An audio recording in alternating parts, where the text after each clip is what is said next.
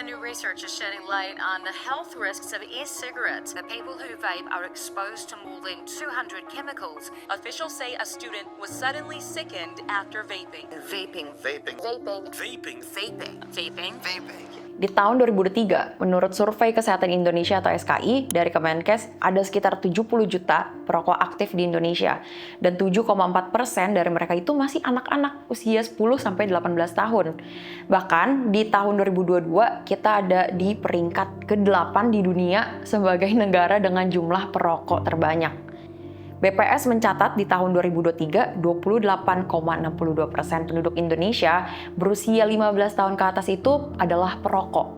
Dan itu naik 0,36% poin dari tahun 2022. Ini baru rokok konvensional ya, kayak para penikmat garpit atau LA Ice.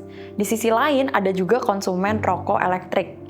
Itu juga dibabat habis sama orang Indonesia, dan berdasarkan data dari Asosiasi Personal Vaporizer Indonesia, diketahui ada 6 juta pengguna rokok elektrik di Indonesia. Ketua Perhimpunan Dokter Paru Indonesia, Profesor Agus Dwi Susanto, bilang kalau banyak dari pengguna rokok elektrik ini menganggap vape memiliki kadar nikotin yang lebih rendah, jadi dianggapnya tuh lebih aman. Mungkin karena rasanya tutti frutti dan rasanya ringan-ringan aja, nggak kayak ada tembakau dan lain sebagainya, banyak orang yang menganggap ngepot tuh lebih sehat dari rokok konvensional. Tapi ini tuh cuma mitos, guys. Nah, di video kali ini aku bakal menceritakan kalian sejarah rokok elektrik. Kenapa ada ide bikin rokok elektrik, siapa yang ciptain, dan tentu saja apa aja bahayanya. Semua akan aku bahas di sini. Aku Aurelia Fizal, selamat datang kembali di Jembatan Waktu.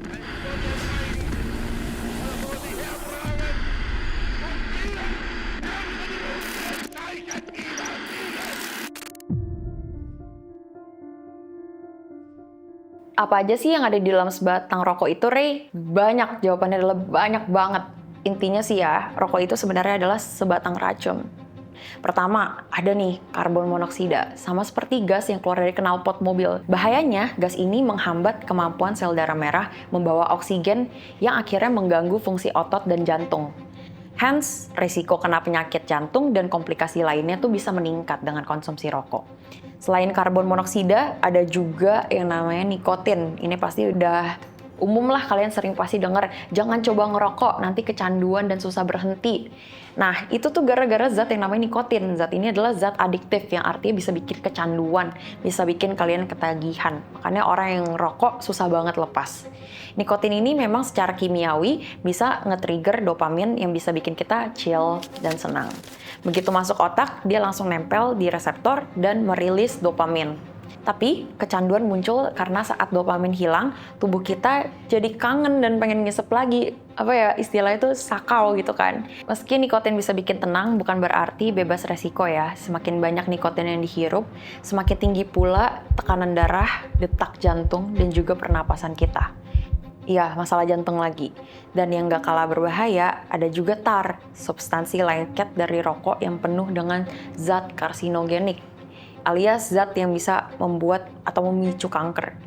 Jadi setiap kali kalian ngerokok, tar bisa menumpuk di paru-paru dan menambah resiko penyakit pernapasan seperti kanker paru-paru dan emfisema.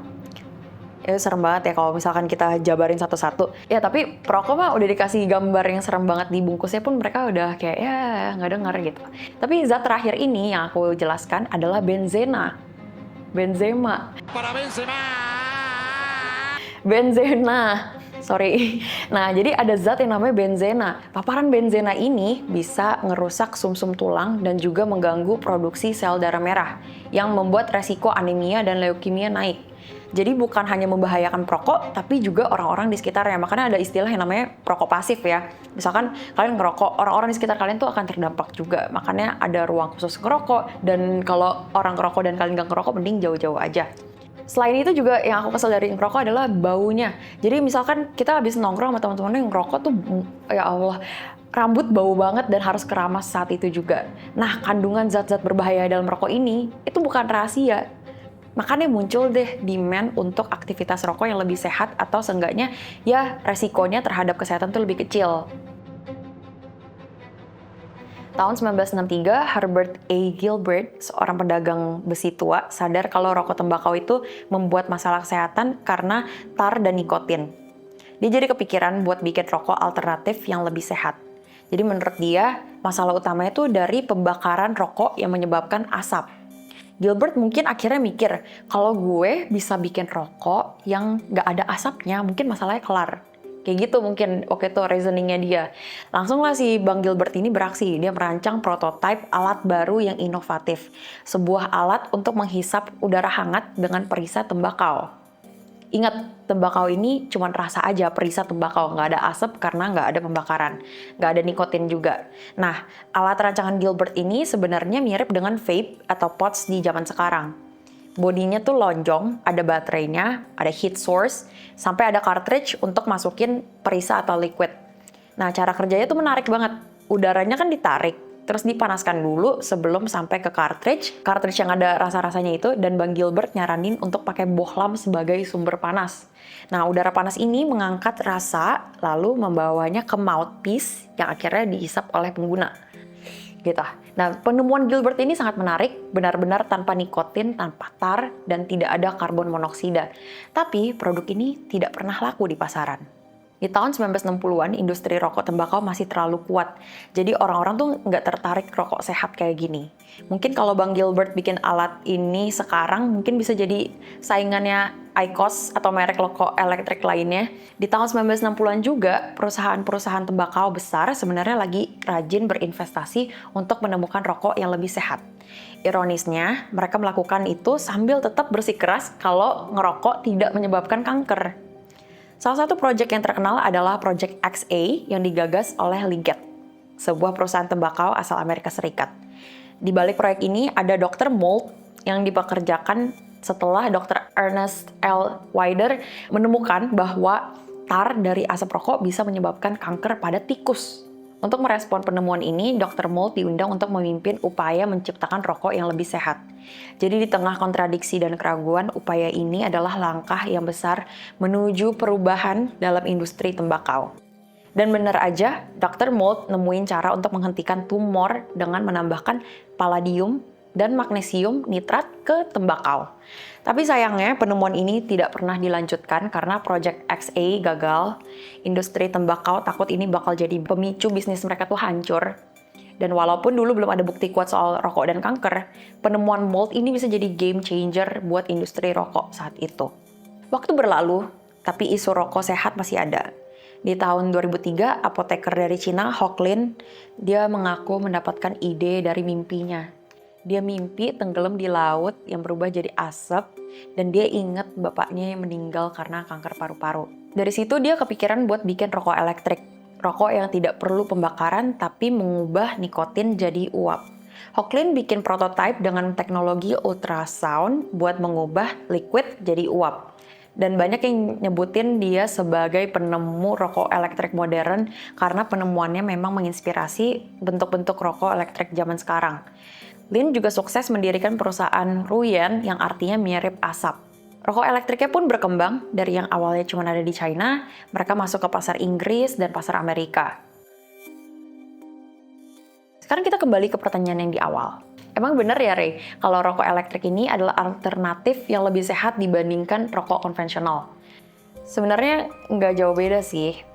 Perbedaan utama antara rokok elektrik dan rokok konvensional itu ya cuma di cara kerjanya aja. Rokok konvensional bakar tembakau, sementara rokok elektrik ini mengubah liquid jadi uap. Jadi ya, rokok elektrik tidak mengandung karbon monoksida, tar, dan benzena, tapi masih ada zat berbahaya lain yang ikut terbawa pindah medium. Misalnya, nikotin, zat yang masih ada di semua bentuk rokok.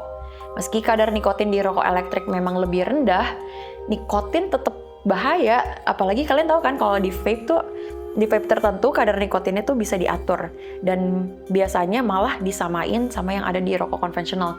Jadi untuk apa? Dan banyak banget orang yang pengen lepas dari rokok, mereka tuh beralih ke vape. Dan karena nggak bisa lepas dari rokok, akhirnya mereka jadinya vape plus rokok. Sebenarnya nikotin di rokok elektrik malah bisa menjadi lebih berbahaya. Kenapa? Karena nikotin dalam vape atau pods sering dicampur dengan berbagai rasa. Misalnya ada yang rasa mangga, terus rasa iced tea, Oreo, terus juga kemarin tuh banyak banget rasa yang aneh-aneh kayak rasa-rasa minuman beralkohol gitu. Jadi orang lebih fokus sama rasanya dan lupa kalau ada nikotin di liquid favorit mereka. Paspus gitu nggak terkontrol. Kalau misalkan seenggaknya nih ya, kalau misalkan kita ngerokok, itu kan masih harus sentil-sentil abu. Kita masih harus sentil-sentil abu. Sedangkan di vape tuh nggak ada. Terus kalau ngerokok misalkan di kasur sambil tiduran kan ribet ya. Vape tuh nggak ada gitu-gituan, jadi orang justru bisa ngebawa vape kemanapun, nggak perlu ada abu, nggak perlu asbak, langsung aja gitu, langsung isep gitu. Jadi orang makin terbuai gitu sama vape. Dan aku baru nonton video dari CNA Insider tentang krisis vape di ASEAN, dan ternyata banyak banget anak muda tergila-gila sama vape karena rasa-rasa ini. Ini tuh jadi kayak kalau rokok adalah sebatang racun, vape ini racun yang dikasih pita, jadi koket gitu. Ada sih solusi dari manufaktur dengan bikin liquid tanpa nikotin, tapi kurang laku lah ya di pasaran. Jadi saat aku lagi riset untuk video ini, aku menemukan beberapa bahan berbahaya di rokok elektrik yang nggak ada di rokok konvensional. Pertama, ada yang namanya Volatile Organic Compounds atau VOC. Bukan VOC yang itu. Jadi uap yang kalian semburkan sambil bikin OO gitu, itu bisa bikin mata, hidung, dan paru-paru jadi teriritasi. Bahkan ada yang bilang bisa menjadi penyebab kanker. Terus ada juga gliserin. Jadi biasanya kan gliserin ini dipakai untuk makanan dan obat-obatan untuk menambah rasa manis. Di vape, gliserin bikin uapnya jadi lebih tebal. Tapi kalau dihirup terus-terusan bisa bikin iritasi paru-paru, mirip sama formaldehida. Ini zat juga ada dalam rokok elektrik ya, formaldehida. Selain itu, ada bahan perasa dalam liquid vape yang juga membahayakan kesehatan. Ada diacetyl yang selain sering dipakai untuk menambah rasa, ternyata juga bisa merusak kesehatan pernapasan. Dan jangan lupa ada juga liquid ilegal yang bisa mengandung narkotika. Terakhir, paparan logam dari perangkat vape juga berbahaya. Jadi saat dipanaskan, logam vape itu ada yang namanya kromium sama nikel bisa menguap, dan menghirup logam ini bisa membuat penyakit paru-paru dan alergi. Jadi intinya jangan percaya gitu aja sama marketing yang bilang rokok elektrik itu alternatif yang lebih sehat dibandingkan rokok konvensional. Mereka nggak peduli soal kesehatan kalian. Emang kalian kalau beli liquid atau perangkat vape di vape store gitu, kalian pernah ditanya sama abangnya umurnya berapa, riwayat penyakit pernapasannya ada apa enggak, gitu kan nggak pernah ya. Jadi nggak ada yang peduli sama kesehatan kalian kecuali kalian sendiri. Jadi, walaupun rokok elektrik ini memang punya zat berbahaya yang lebih sedikit dibandingkan rokok konvensional, bukan berarti secara otomatis jadi pilihan yang lebih sehat. Nggak bisa juga kita ngaku-ngaku udah berhenti merokok, cuman karena sekarang kita pakai rokok elektrik. Zat-zat yang ada di liquid rokok elektrik juga nggak kalah bahaya. Dari sejarah rokok elektrik yang udah kita bahas tadi, kita tahu sampai saat ini belum ada alternatif dari rokok yang benar-benar sehat di pasaran. Jadi kalau kita masih memilih untuk merokok, ya sadari dan terima aja resikonya. Nggak perlu denial dan nggak perlu berusaha mencari versi yang lebih sehat. Itu belum ada atau nggak ada ya sekarang. Oke, gitu aja video kali ini. Jangan lupa like, comment, dan subscribe. Sampai jumpa di video Malaka Project berikutnya. Asap bulat-bulat itu yang ini yang biasa bikin butterfly. Terus habis itu ada yang kayak bulat. Itu ada akunnya guys di Instagram yang kayak orang-orang bikin. Itu keren sih sebenarnya kalau dilihat-lihat. Yang gede terus nanti bisa masukin lagi gitu. Udah, gitu aja sih. Bye bye.